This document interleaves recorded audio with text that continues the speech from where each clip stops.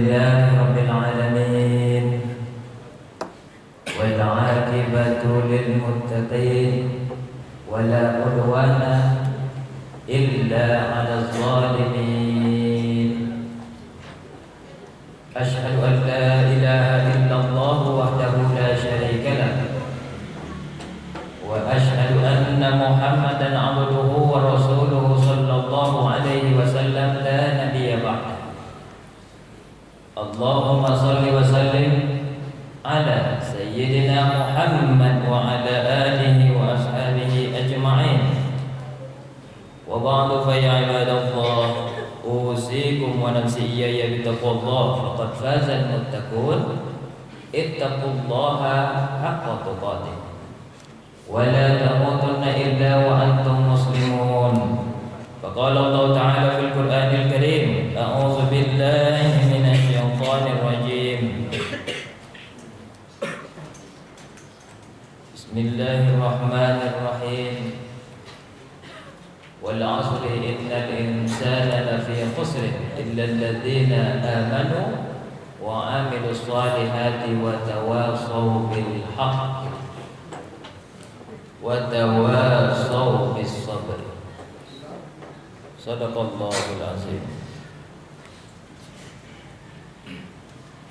Kaum muslimin, hadirin sidang jemaah Jumat yang dimuliakan Allah, di Jumat ini dan seterusnya saja marilah sama-sama kita meningkatkan takwa, mengerjakan segala perintahnya, meninggalkan apapun yang Allah larang untuk kita. Bersyukur kita alhamdulillahirabbil alamin sampai ini hari Sayyidul Ayyam, hari Jumat, Allah masih berikan nikmat. Tidak ada kita yang di masjid ini tidak dapat nikmat. Semua dapat anugerah Allah. Semua dapat nafas, semua dapat kesehatan, semua diberikan kekuatan, bisa berjalan ke sana kemari. Itu kakinya karena Allah masih kuatkan. Itu tangannya masih Allah berikan kekuatan. Itu telinganya Allah masih berikan pendengaran. Itu matanya masih Allah berikan penglihatan. Kalau dihitung nikmat Allah itu tidak sanggup kita untuk menghitungnya. Salawat beriringkan salam, tak lupa pula kita hadiahkan kepada baginda Nabi kita, Nabi besar Muhammad sallallahu alaihi wasallam. Allahumma salli ala sayyidina Muhammad wa ala ali sayyidina Muhammad. Tambahlah salamnya, assalamu alayka ayyuhan nabiyyu wa rahmatullahi wa barakatuh. Mudah-mudahanlah kita semua, Masjid Al-Ikhlas, juga keluarga kita yang beriman kepada Allah dan Rasulnya, mendapatkan syafaat pertolongan Rasulullah sallallahu alaihi wasallam. Itu gunanya baik di dunia maupun di akhirat. Amin ya rabbal alamin.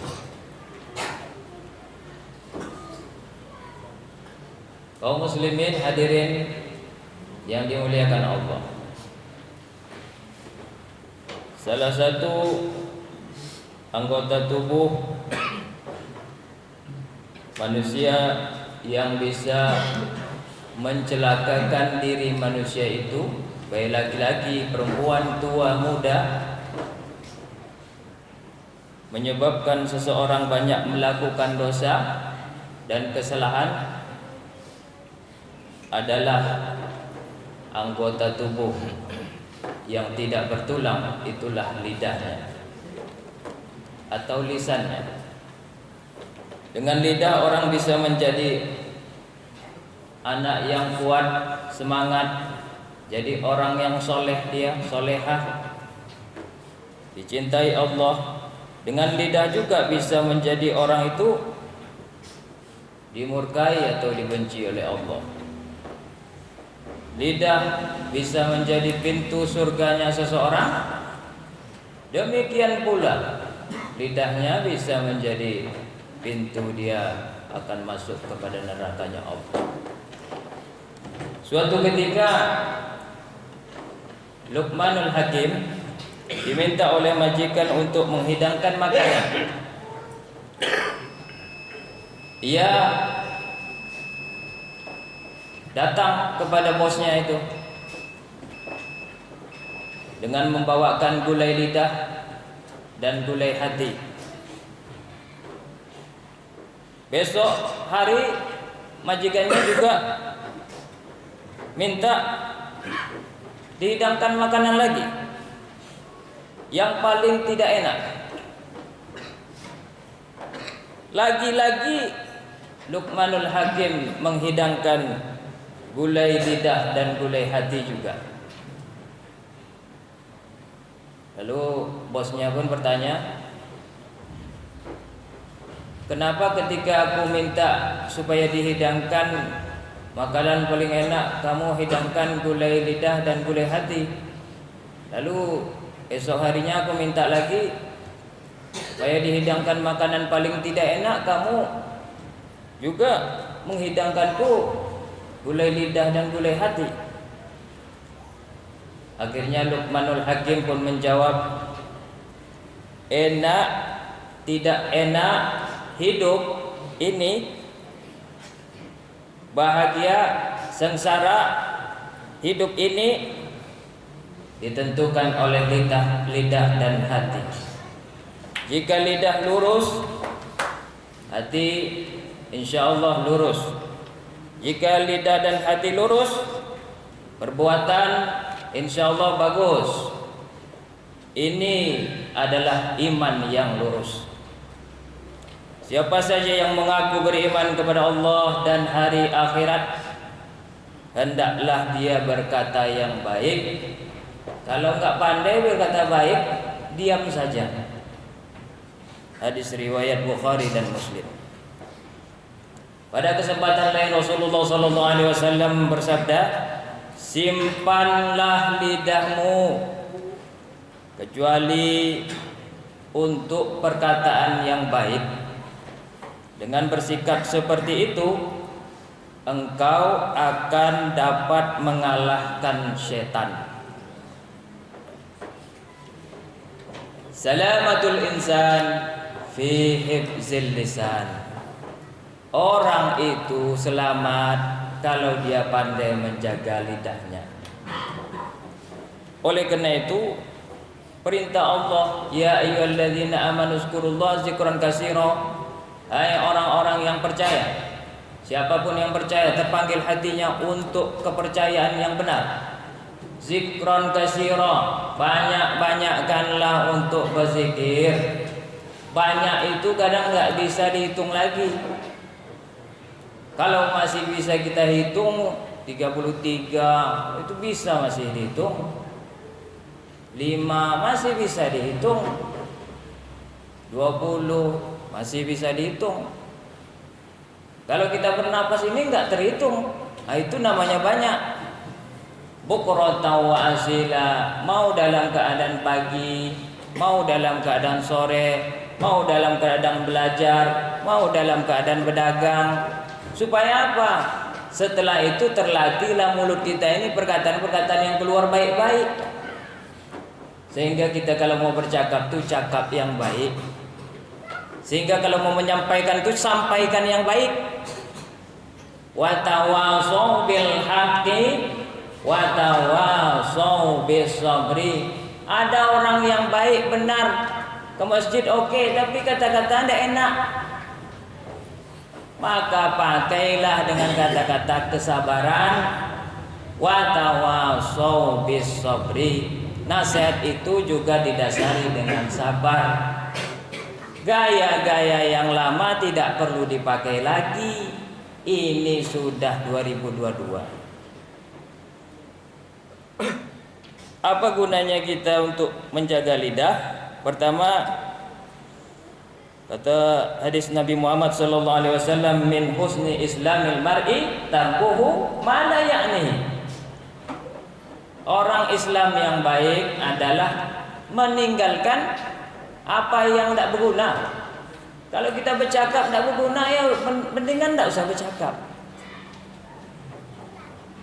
Menceritakan siapapun tidak berguna, rasanya tidak ada dapat duit dah. Mendingan tidak usah bercerita itu, habis energi kita. Makanya kalau saya sering ditanya orang, mau membantu saya? Tidak. Dan saya tidak mau cerita-cerita lain. Tidak. Dah habis cerita, tidak habis energi saya. Cepat, banyak yang kerja lain masih bisa kita kerjakan. Kalau kita memperbuat perbuatan yang tidak berguna, kan nanti kita pula yang sia-sia jadinya. Apalah aku bilang tadi ya? Apalah yang aku lakukan, kok tidak ada hasilnya? Tidak ada karyawan yang tidak mau digaji, tidak ada juga guru yang tidak mau dibayar, tidak ada juga orang hidup manusia tidak punya manfaat. Tinggalkan cara-cara lama kita. Yang kedua, jangan bicara yang berlebih-lebih.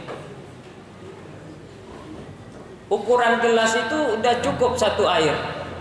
Ukuran teko juga udah cukup satu air teko. Kopi begitu juga, nggak usah ditambah-tambah, sehingga akan mengakibatkan bisa mencemooh dan merendahkan tetangga kita dan saudara kita.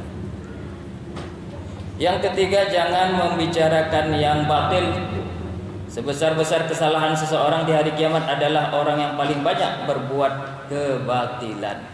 Hadis riwayat Tabrani. Keempat, jangan bicara kotor. Saya perhatikan dari dulu kalau anak, apalagi anak sekolah, jangankan anak sekolah, orang tua juga sama. Kalau merekam bicara yang kotor, cepat. Pokoknya pergi ke daerah mana aja, apa bicara kotor di daerah itu, itu cepat direkam di kepala kita. Mau di Minang ini, mau di Medan ini, mau di Jawa ini, mau di Bugis ini. Nanti kita akhirnya setelah banyak direkam di kepala kita, tentu ketika marah itu pula yang keluar dari mulut kita. Dan ini pendidikan yang keliru, pendidikan yang tidak memberikan orang senang mendengarnya. Dan ini pun harus ditinggalkan. Jangan mencela dan melaknat orang. Seorang beriman bukanlah orang yang mencela, melaknat, berkata bohong dan berkata keji. Hadis riwayat Tirmizi. Dan jangan berkata kasar. Kasar itu tidak cocok untuk kita didengar, karena kita bukan orang yang kasar. Tangan kita lembut, kena besi, bengkok, patah. Kepala kita lembut, mata kita dicongkel, patah, bocor, buta. Kalimat-kalimat pun jangan sampai dihanturkan orang tua, dihanturkan ketua, dihantur. Biasanya yang cepat-cepat marah dan kasar ini ketika orang itu dia punya power, kemudian ditengoknya lawan bicaranya orang biasa, wah itu keluar kata kasar tuh. Dia merasa dia hebat. Itu tidak perlu lagi. Tinggalkan itu semua. Lebih baik diam saja, dah. Hindarkan kata-kata kalimat-kalimat yang menyakitkan dan kasar. Inilah yang bisa saya sampaikan. Mudah-mudahan kita bisa aman, mendengarkan yang aman-aman pula, enak hidup kita, bermasyarakat pun enak, dan hidup dalam keadaan bahagia. Fa'tabiru ya ulil absar la'allakum tuflihun.